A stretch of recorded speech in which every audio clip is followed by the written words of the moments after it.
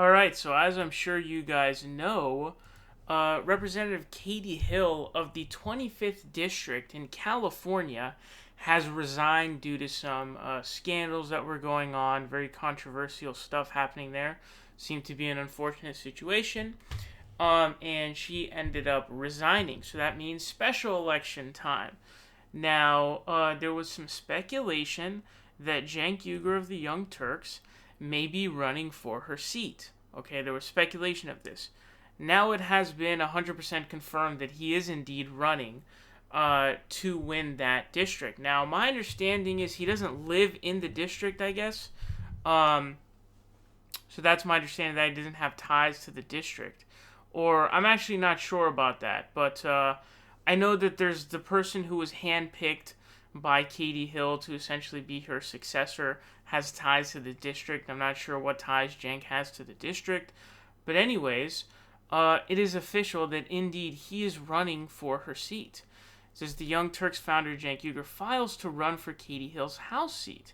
It says the Young Turks founder Cenk Uygur filed Wednesday to run for the House seat vacated by former Representative Katie Hill, who resigned following a House Ethics Committee investigation.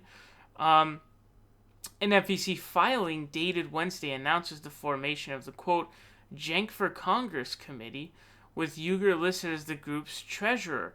Uygur addressed the filing on Twitter, writing to all reporters, no comment. So, he's going to be running, essentially, is what this means. I guess it has essentially been declared here. This is very interesting. There's a lot of stuff going on here, okay? There's a lot of stuff going on here. There's a lot of information to kind of tack on to this. Cenk says to all reporters, no comment. This is very, very clear indication, at least to me, and I think I'd say to most people, that he is indeed going to be running for president. Sorry, not president. He's going to be running for California 25 is what he's going to be doing. Some pretty clear evidence, if I do say so myself. Now, the thing here is looking at the history of the California 25th District here, okay?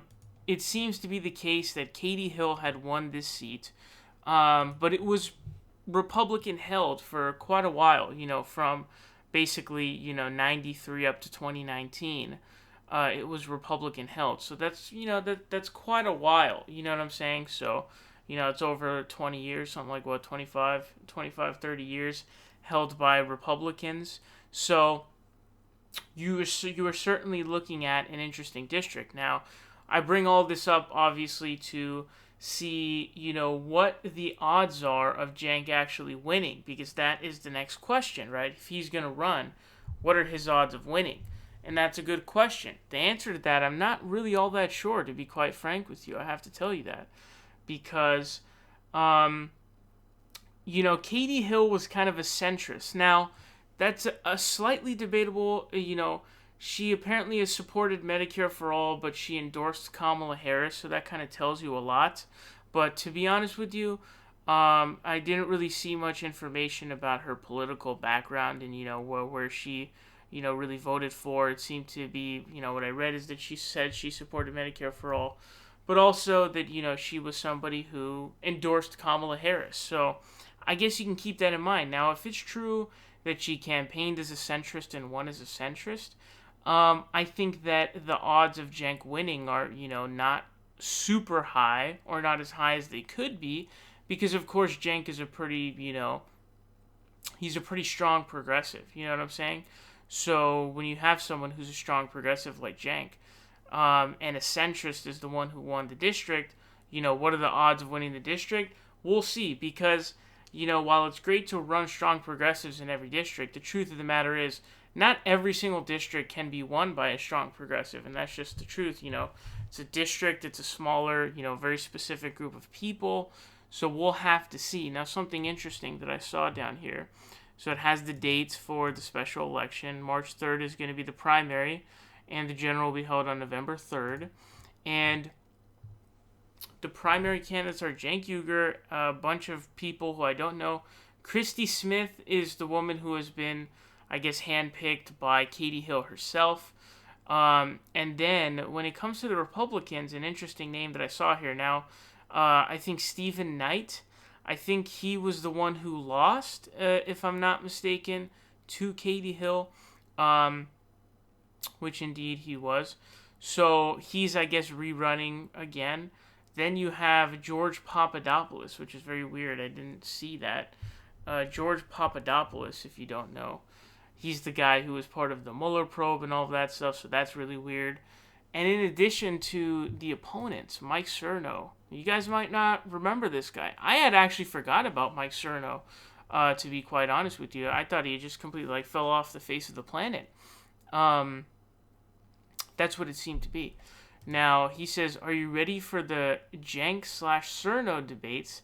California 25 is going to be a clash. So I guess Mike Cerno is out here saying that he's going to be running as well. We'll see if he really does end up going through with this or not. That'll be very interesting to see.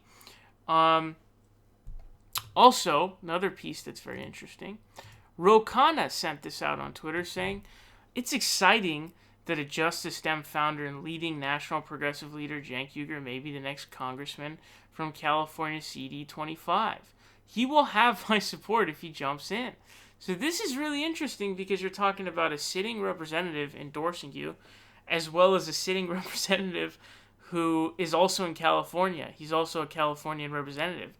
So that's a very interesting endorsement coming from Ro Khanna. Another couple of questions that I have are,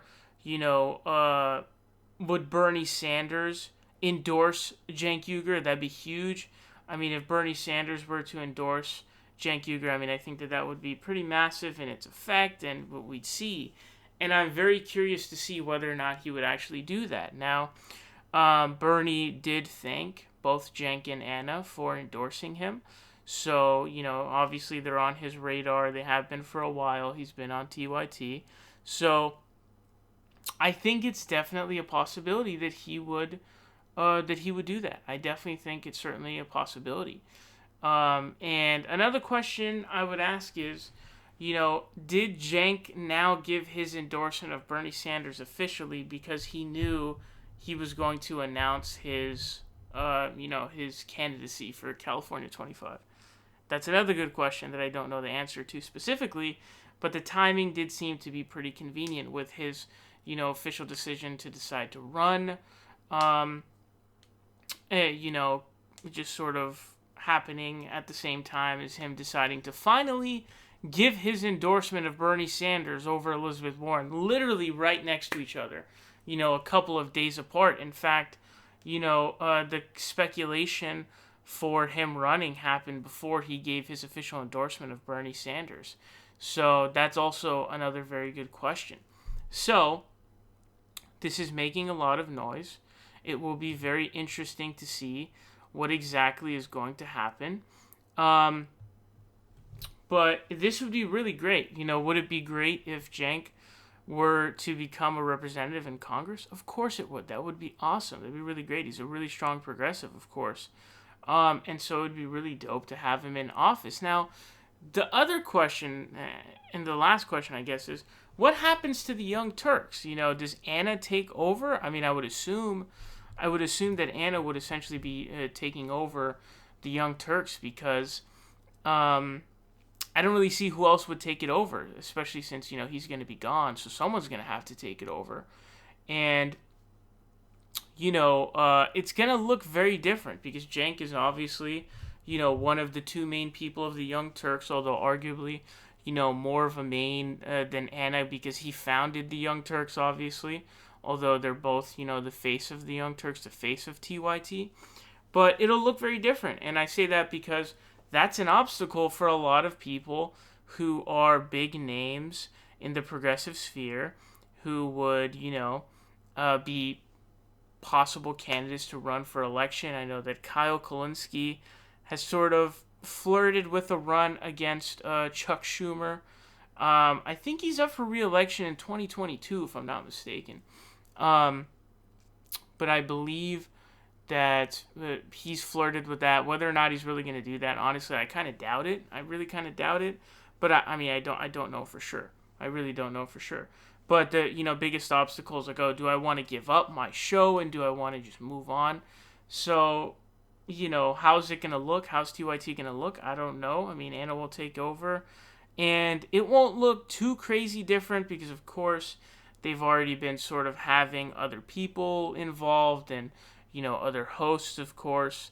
And they have their B team and everything. So it'll be, fairly normal. And I think it will be okay. I think it will end up being okay.